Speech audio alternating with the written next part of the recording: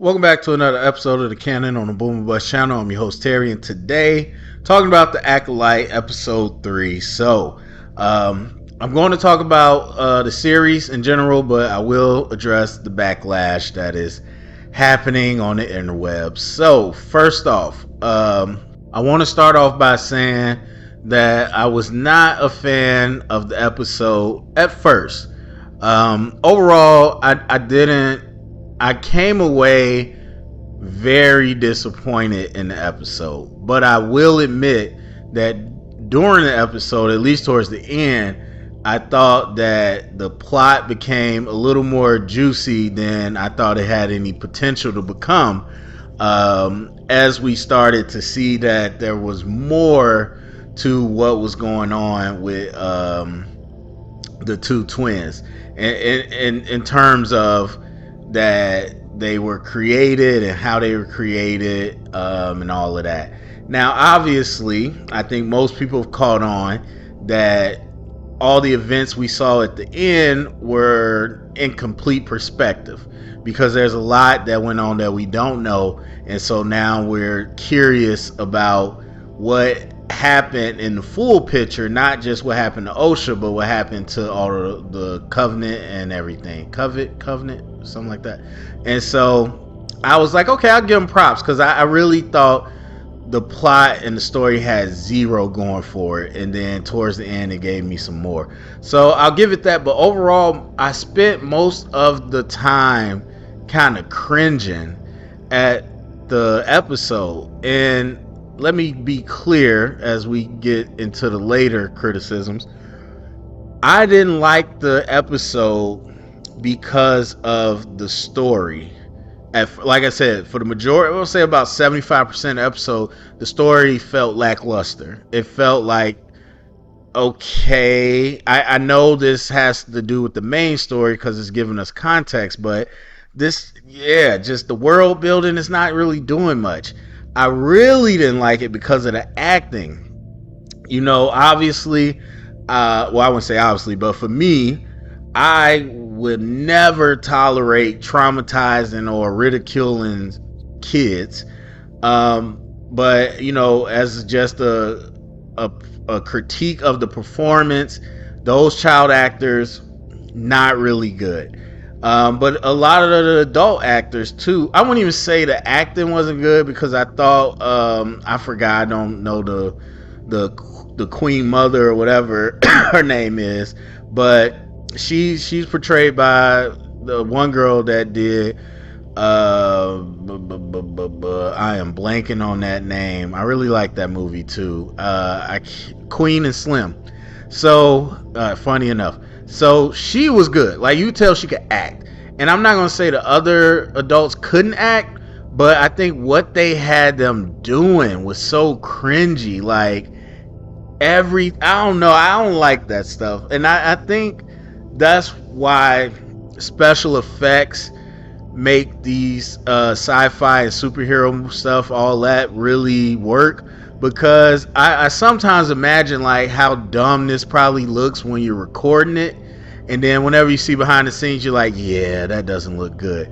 So with this, obviously the forest is not visible, and that's always been the case. But what they were doing with it, like when she was showing the lesson, and what they were doing with all the chanting and stuff, even though they did have some visual effects when they did the ceremony, but overall it just looked bad. And someone I saw said that it looked like a stage play, and I was like, that's a good way to put it. And so just the way they were acting out some of the stuff, I was like, this is very cringy.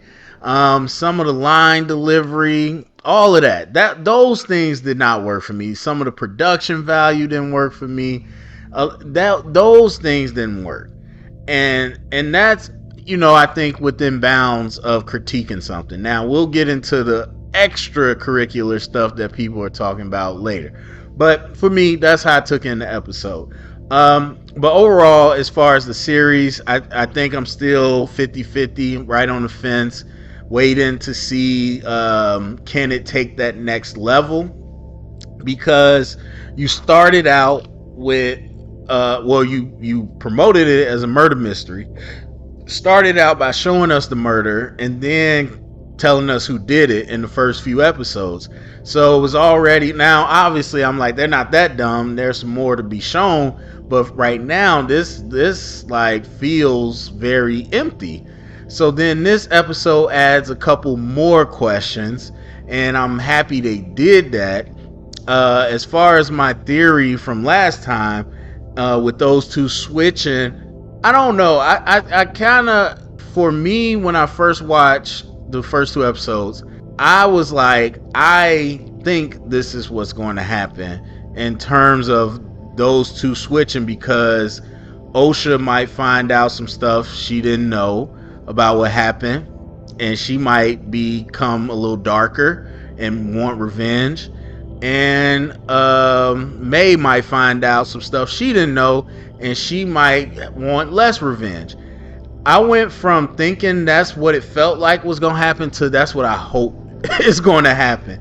Because if it doesn't at least get somewhere near the middle and they just stay on their paths, it's going to be very cringy cliche to me. If you say, and I only know this because I heard other people saying it, that there's another story somewhere in the, what they call it, the legends, the expanded extended universe, whatever they call it. And I don't read that stuff. And so somebody had mentioned there was another story, and it was something around the way of trying to create a being out of the force, or trying to create something. One, like you split the light and you split the dark side out of them and made two people, and so one naturally is embodying the light side, one is embodying the dark side. I really hope that's not what we're doing, and again, that's been the whole promotion, but I'm really hoping it's a misdirect. To me, I feel like it's setting up to be not a misdirect as in like we're lying, but like that's how it starts, but that's not how it ends. And I'm hoping that, because that would give me something creative, that would give me a journey. But if it just ends up May is just the evil part and she was naturally dark, and Osha was the good part and naturally good, and it's just gonna stay that way, that'd be a little lame. Because this episode went out of his way to show you like May is very much has these dark side tendencies, and Osha is a more gentle, and she like likes Jedi, and so it gives you like the boilerplate, this is the good guy or the good person, this is the bad person. And I'm hoping it's going to be more than that. That's just what I'm feeling. So, but I'm still on that theory. I'm still thinking that as we reveal more, the characters will change their motivation. But I will say that it is possible that we can get an episode from not just May's point of view with the fire, but we might get her point of view from the entire thing. And we might see that, hey, Osha remembers May acting this way, or, you know, being clingy or whatever, but maybe that's not how May remembers it. And maybe it was true, but they have two different perspectives. And so they might have did those things, but May saw it as, hey, like she's being really cold to me and I just want to be her sister.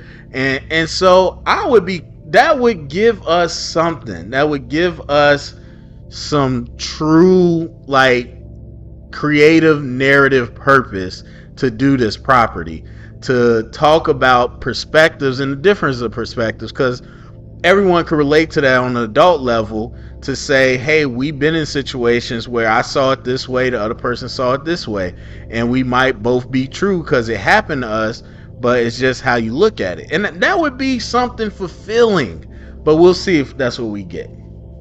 All right, now let's move to the backlash. Oh Lord.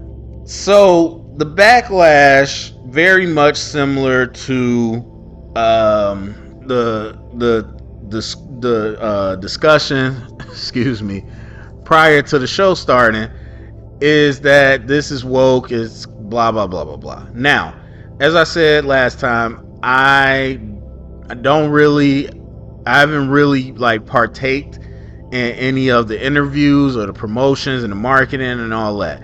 And so I have no idea what the creator, the showrunner talked about. I have no idea what the actors talked about. I know that some actors identify certain ways and people already took that negatively, but they do that every time. They do it with Brie Larson, Captain Marvel. They do it with anybody. Oh, this person is not this, so I'm going to find a way to twist up my narrative to trash on this property. That's whatever. But apparently, people have said that they talked a lot about the queerness of the show and all that. Now, I watched this show, especially this episode where everybody went crazy. As far as the woke narrative, there was nothing woke in this 3 episodes. I have no clue what anybody's talked about. And I put it out there. And of course, I mean, I've started to notice this. And if you don't notice, well, let me tell you how this works. When you have a confident opinion and you challenge somebody on their problematic opinion, more times than not, 8 times out of 10, they're just going to shut up because they don't really have anything to stand on. All they're saying is that they're being prejudiced, bigoted, whatever. And so I've been asking because I'm truly curious. It's not even that I'm defending the show because I don't think woke is a bad thing. If it's woke, I'm going to celebrate it. But I truly, again, as somebody that is for that, I'm like, what is woke? Please, can somebody tell me what is woke about? There has been 0 in these first 3 episodes. And so I am just completely confused at what people are talking about. And I legit ask and never get an answer. And so obviously a lot of people centered the discussion on the quote unquote couple, lesbian couple. And so you got a few people that say that's woke, lesbians. Okay, first of all, not woke. I mean, fine. The way people try to use woke to mean anything that's not the traditional thing, then sure. But the problem is they're not lesbians. They're not even a couple. Now, if they come out and say they're a couple, whatever, fine. But in the show, they were not a couple. It was a covenant. And so that wasn't how it worked. But even on top of it, so what it was, obviously, she said she carried the children and the queen created them. Obviously, someone had to carry the children and that person was chose. I mean, it's no different than the Jedi. Now, we know there's a million stories in extended lore, but we know there's stories out there. But for the most part, the Jedi aren't supposed to have relationships there. If you want to call it like a monastery, they're monks, whatever, fine. So they're all part of that thing. Just because one person chooses someone to carry out a task doesn't mean that they're a couple. But even if they were, just because they had an intimate moment, she might have, I don't know how witches' covenants work. Actually, I did take a class on witchcraft back in the day for history, but I'm not going to speak like I'm an expert, but I would venture to say I remember there's intimate interactions between everybody within the covenant. But even still, it was intimate. It wasn't romantic. But let's just say it was. Let's just say they started full making out. Let's say they had a sex scene. I don't care. It's an alien, people. What are we talking about? It's an alien. It is an alien. How are we talking about lesbians? What? Lesbians. A earthbound American, I don't even know if it's American, but an earthbound English term to talk about concepts on Earth we're complaining about in a galaxy far, far away a long time ago. Different species We don't even know that the queen is a human. Now, they've established, quote unquote, I don't think they've ever said it in any movies that I watch. Quote unquote, there are human forms from different planets. That doesn't mean that they're Earth. And also, we don't know that she is one. But even if the queen is one, the other person clearly is not. So what are we talking about? Lesbians. Obviously, it is a, I don't know what the identifier is, but it's a female presenting actress, two of them. And so people want to connect the dots. Oh, I don't care if they're different aliens, they're both women. Really? So we could do that, but we could allow the force and the lightsabers, and we could allow, you know, the robots and the Wookiees and everything. All that is fine, but our mind can't handle that two actresses are in an intimate relationship, even though an actress is playing alien that doesn't exist. It's mind numbing to me. And again, my point, they didn't even go there. Now, if they go there later, okay, fine. I'm still gonna think it's not a conversation because it's an alien, but at least you would have a better leg to stand on. They didn't even go there, and people are up in arms. It's ridiculous. It made me think. I was like, so if you had an actress that was playing a man, whether it be prosthetics, costume, whatever, if they were playing a male character and they were in a relationship, I was like, I wonder would people just mentally take the leap and say, oh, lesbian, or how would they work that out? And the same vice versa if it was a man playing a woman, whatever. And so I was just like thinking to myself, because I'm like, this is a character within the show or a movie, whatever. I thought we all understood that and we just went with that. But it's the internet, it's America, it's 2024. I shouldn't be shocked. So anyway, that point out the way, nothing woke about this show to me in the first three episodes. What they do next, we'll see. But so far, I would highly disagree. All right, so moving on from that, the other backlash was Star Wars canon. Now, again, if you think the show is bad or just meh, I'm with you. I don't disagree with that. But it's only if we're talking about legitimate reasons. So if you're talking about it's woke, it's queer, so it's bad, I'm not listening to you. This whole thing about breaking Star Wars lore. As I mentioned earlier, I don't do the extended universe, the legends, all that stuff.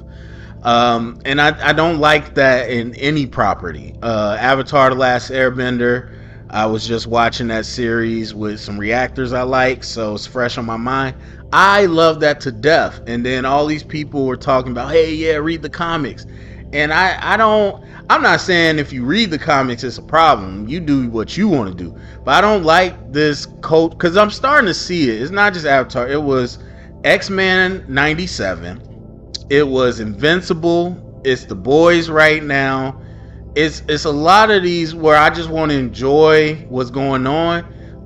For some reason, these recent shows, all the comments are, well, you gotta wait to see what they do next with this. Oh my God, you have no idea what's coming with this person. Or in the comics, they do this. You should be looking. And I'll be like, whoa, Chip. First of all, I don't want spoilers.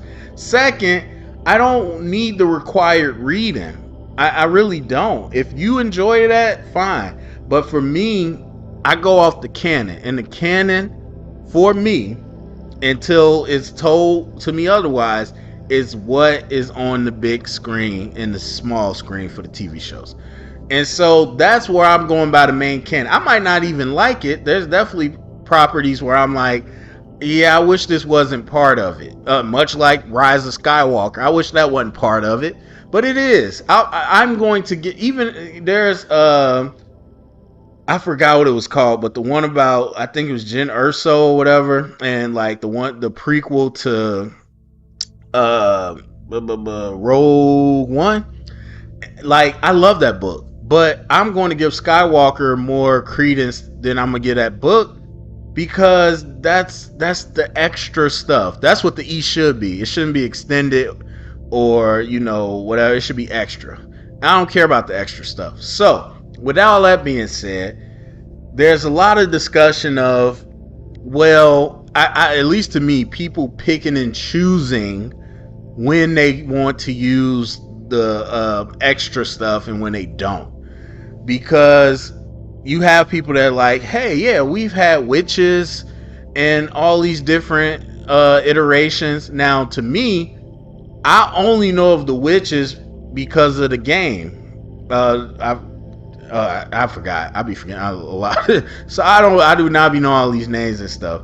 But whatever that Star Wars game is, the first one, and I got that like a year or two late. But because I played that, I knew the Dathomir and like the Night Sisters. And I don't even know if they actually called themselves witches in that game, but I knew of the concept. And so people mention them, but they mention a bunch of other ones. And so some people are arguing like, this isn't breaking Star Wars. This has already kind of been a part of it.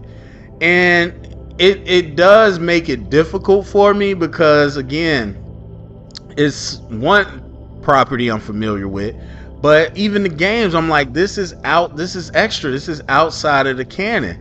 So I can understand if you read everything, you play the games and all that, and you like, hey, this is already out there, this is part of Star Wars. But I have to separate it for myself. Like, even in the movie Rogue One, where I'm like, this doesn't quite line up with the book, I have to throw the book out, or at least have to let the movie supersede the book, because you got to separate it, because that's extra stuff. So a lot of people are arguing about what was done with Plagueis. Plagueis is not part of the canon in a major way. He's not. And unfortunately, because of rights and all that, doesn't necessarily even matter what George Lucas picks and chooses or what Disney picks and chooses. The only way to be consistent is what they give you in the mainstream. Now, if Star Wars started out as a comic book, that'd be different, but that's not what this is. And when you get too many people doing fan fiction, unlicensed stuff, legends, like, it convolutes the canon. And so for me, I'm going to say strictly, if it's not part of the major properties, it's not canon. So Plagueis is not part of it in a big way. So people want to say, well, this nullifies what he did with this and what he was able to do with the Force. And I'm like, I don't really give that credence for two reasons. Everyone's up in arms about them being born. They never said they were born from the Force or from the thread, whatever they call it. Now, that very much might be the case. That might be the leading candidate, but they didn't even say that. And it again, I shouldn't be shocked. It's 2024. It's America. It's the internet. People are running with things, talking like it's fact, talking like it's 100% facts, and you don't even know. I don't understand. I don't understand why we got to this point. And so, again, it might be the leading candidate. It might turn out that way. But when we get there, then we can go ahead. They left it as a mystery for a reason. And I am hoping so bad that it's something else. Now, to be fair, if it's something else, people still gonna trash it. But just to see all these people who talk with so much authority that they did this and they disrespected Anakin and they made him meaningless. And first of all, it doesn't make him meaningless just because he's not the first. But also, they never said that's what it was. So we still got to wait for that. So that's the first reason I don't give it credence. But the second is because of the canon. I'm not worried about that. Now, if you want to argue the movie and all that, fine. But again, to me, it's not that big of a deal. But I suspect there's people who are covertly just trying to hate this And so they're just saying that. And then there's people that actually feel that way. And I'm not saying you shouldn't feel that way, but I will say definitively it's premature because we don't even know yet. And once we get there, criticize it. Feel free. But right now they set it up as a mystery. We don't know what they did. And so it doesn't matter if it's a dark side, a Force user, Plagueis, a Sith. It doesn't matter if it's a Jedi or the witches, whatever. There's differences in how they maneuver, and there's differences in knowledge. There's things that the witches and the Night Sisters and whoever, there's difference in the knowledge they know than the Jedi. I think one thing that comes up is people act like Jedi are all knowing. They're not. They're not all knowing in the Force. And so different cultures are going to know different things. It's a vast galaxy. And so it could very much be that they did something different. But again, we'll see. So there's that. And then, so again, people talking about breaking canon with the witches. And they're saying they've been out there. To me, I have a whole different, I don't want to go too long, so I'm not going to get into that. To me, I have a different reaction to the witches in a negative way that has nothing to do with breaking canon. But people talk about that. I don't know that it breaks canon, because why would it? There's nothing that the existence of the witches changes. It's not like they said before there are no witches, so there's that. And plus, again, when you got all this other stuff in a sci-fi realm, people are going to go crazy over witches. And really, I think, I know, say I won't get into it, but I really think it's just a naming convention. If they would have called it something else, I don't think it would have been that big of a backlash. Or at least people wouldn't have much of a leg to stand on. But that's just, current properties being ridden lazily, and that's been going on for a while. So anyway, these big criticisms and backlash that are not about the actual show are pretty much out of hand and unwarranted. And so we'll see what happens next, and we can critique it at that time. But all the stuff about it being woke, that's out the window.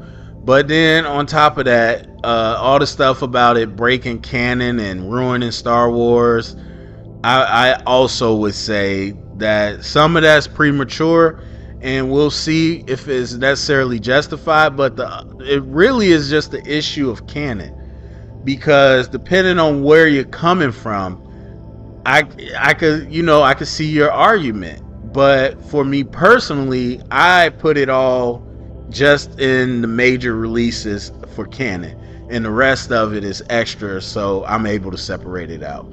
And then the last little thing is that people are talking about how they portray the Jedi. I don't know that I need to argue that. I mean, if you don't like it, you don't like it. But to say that they can't do that, or they shouldn't, or not supposed to, that's objectively not true. There's nothing about anything laid in the canon that says you can't look at the Jedi from a different point of view and see their flaws. That's literally what the prequels did. The prequels literally showed you, and to an extent the original trilogy, they all literally were telling a story about how the Jedi had these blind spots in what they were doing that led to their downfall.